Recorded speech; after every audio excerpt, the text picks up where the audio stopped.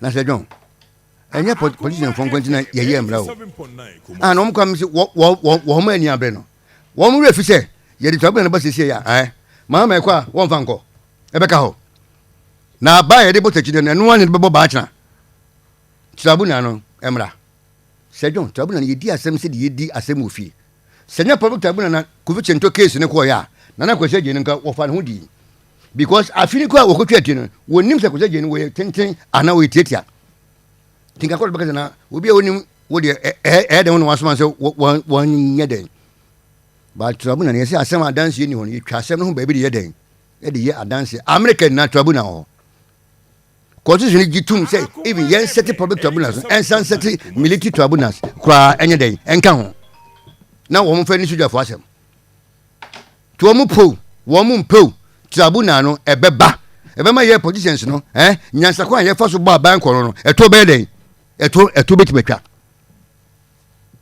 na de ye pa mesi wo mo mpo Ghana fo na me nsore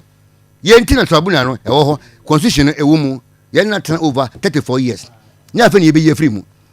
ewo mu nko ade ye de be ye adwuma na de wo constitution mu no wo ka seti asen common sense ade wo constitution mu wo ka seti asen to wo mo ye constitution no mo nim nyansa 87.9 Kumasi o say constitution ya na ye ka se ya amendi ntie bia na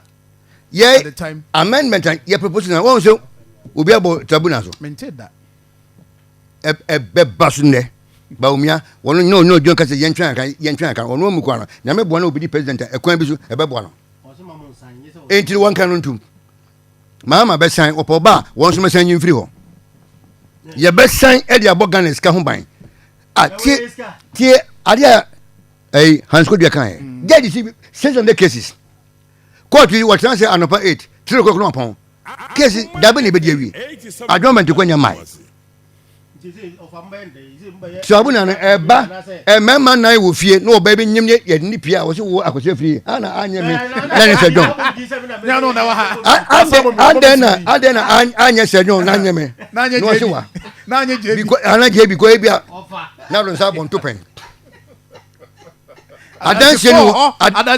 ni ko yi twa sem no ba bi e de adanse wa bo aboneto ni e kwa technicalities bonkum ni fa na meba to boase